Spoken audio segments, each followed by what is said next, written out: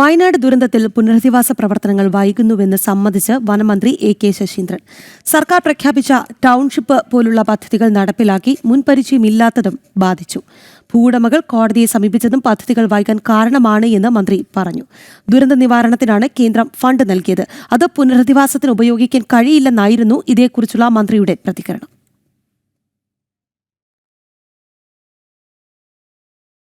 രാജ്യത്തെ തന്നെ നടുക്കിയ വയനാട് ദുരന്തം നടന്നിട്ട് നാളെ 1 വർഷം തികയുകയാണ്.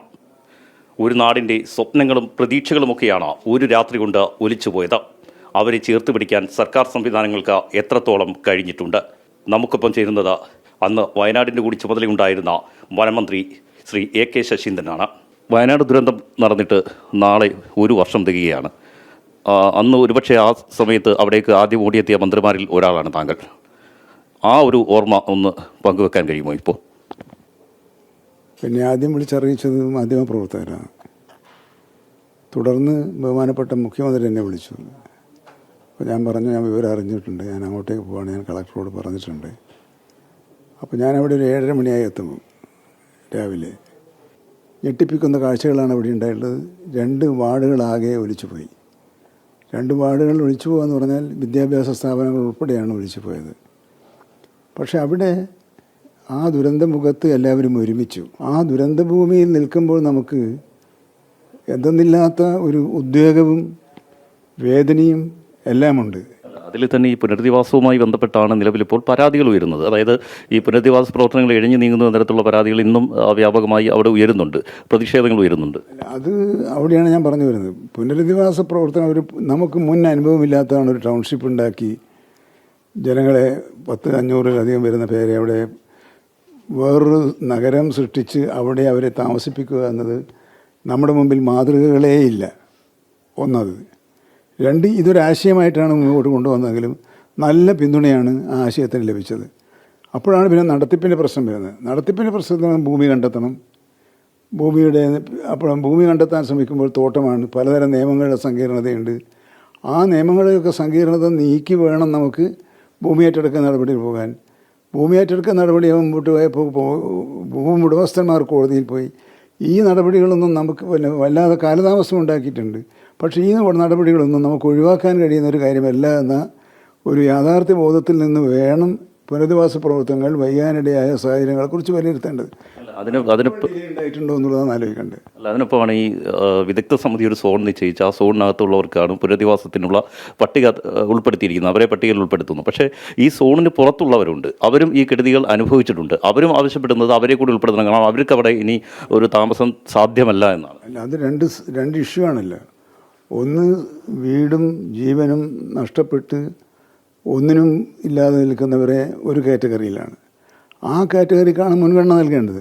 ബാക്കി നമ്മുടെ സാഹചര്യങ്ങൾക്കനുസരിച്ച് അവിടെ ശാസ്ത്രജ്ഞന്മാർ പറഞ്ഞതുപോലെ താമസയോഗ്യമല്ലാത്ത വാസസ്ഥലത്തു നിന്നും അവരെ മാറ്റുന്നതിന് ആവശ്യമായ നടപടികൾ സ്വീകരിക്കേണ്ടതായിട്ടുണ്ട്. പക്ഷേ നമ്മുടെ മുമ്പിൽ ആദ്യത്തെ പ്രശ്നം എന്താണ്?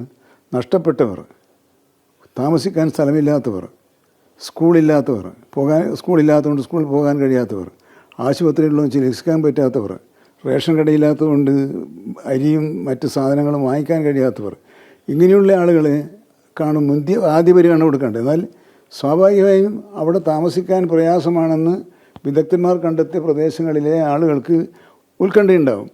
ആ ഉത്കണ്ഠ പരിഹരിക്കാനുള്ള നടപടികൾ സ്വീകരിക്കും തന്നെയാണ് ഗവൺമെൻറ് പറഞ്ഞിട്ടുള്ളത്. ഈ ദുരന്തമുണ്ടായി, അതായത് 30-ന് ദുരന്തമുണ്ടാകുന്നു. തൊട്ടടുത്ത ദിവസം തന്നെ 145 കോടി രൂപയ്ക്കടുത്ത് കേന്ദ്ര സർക്കാരിൻ്റെ സഹായം ലഭിക്കുകയാണ്. അതായത് ദുരിതാശ്വാസ നിധിയിലേക്ക് വരികയാണ്. അതായത് സംസ്ഥാന ദുരന്ത നിവാരണ അതോറിറ്റിക്കാണ് ആ പണം അനുവദിച്ചിരിക്കുന്നത്.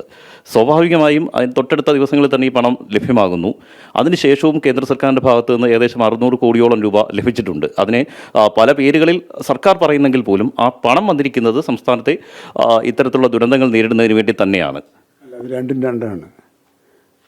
എല്ലാ വർഷവും എല്ലാ സംസ്ഥാനങ്ങൾക്കും ദുരന്ത നിവാരണ ഫണ്ട് എന്ന പേരിൽ ഫണ്ട് അനുവദിക്കാറുണ്ട്.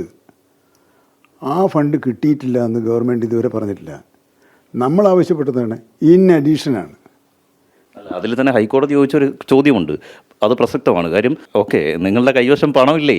ദുരിതാശ്വാസ പ്രവർത്തനങ്ങൾക്ക് പണമുണ്ട്, ഫോറസ്റ്റിൻ്റെ കയ്യിൽ പണമുണ്ട്, എന്തിനാണ് സോഷ്യൽ ഫോറസ്ട്രിക്ക് വേണ്ടി പണം അനുവദിച്ചിട്ടുണ്ട് ഓരോ സെക്ഷൻ. ആ പണം വന്യജീവി സംഘർഷത്തിൽ മരിച്ച ആളുകൾക്ക് കൊടുക്കാൻ പറ്റില്ല. അത് ഗവൺമെൻറ്റിൻ്റെ ഗൈഡ് ലൈനില്ലേ, അക്കൗണ്ടൻറ്റ് ജനറലിൻ്റെ പിന്നെ വിലയിരുത്തലില്ല. അപ്പോൾ വകമാറി ചിലവഴിക്കുന്നതിനെ തെറ്റാണ്. അല്ല, അതിനകത്ത് തന്നെ ഒരു പ്രശ്നം, നമ്മളിപ്പോൾ മേപ്പാടിയിൽ ഉൾപ്പെടെ അഗ്നിശമന സേന യൂണിറ്റുകൾ ആരംഭിക്കുന്നുണ്ട്, ഓഫീസുകൾ തുടങ്ങുന്നുണ്ട്. അതിനുള്ള പണം പോലും ഈ കേന്ദ്ര സർക്കാരിൻ്റെ ഫണ്ടിൽ നിന്നാണ് ഇപ്പോൾ ചെലവഴിക്കാൻ വേണ്ടി അനുമതി കൊടുത്തിരിക്കുന്നത്. ഉത്തരവ് പുറത്തിറക്കിയിട്ടുണ്ട് ആഭ്യന്തര വകുപ്പ്. വയനാട്ടിൽ കൂടുതൽ ഈ അഗ്നിശമന സേന യൂണിറ്റുകൾ, അഗ്നിരക്ഷാസേന യൂണിറ്റുകൾ ആരംഭിക്കുന്നതിന് വേണ്ടി. അപ്പോൾ അതിനുള്ള പണവും ഈ രീതിയിൽ കേന്ദ്ര സർക്കാരിൻ്റെ ഫണ്ടിൽ നിന്ന്. അത് ഡിസാസ്റ്റർ മാനേജ്മെൻറ്റാണ്, ഇത് പുനരധിവാസ പാക്കേജാണ്.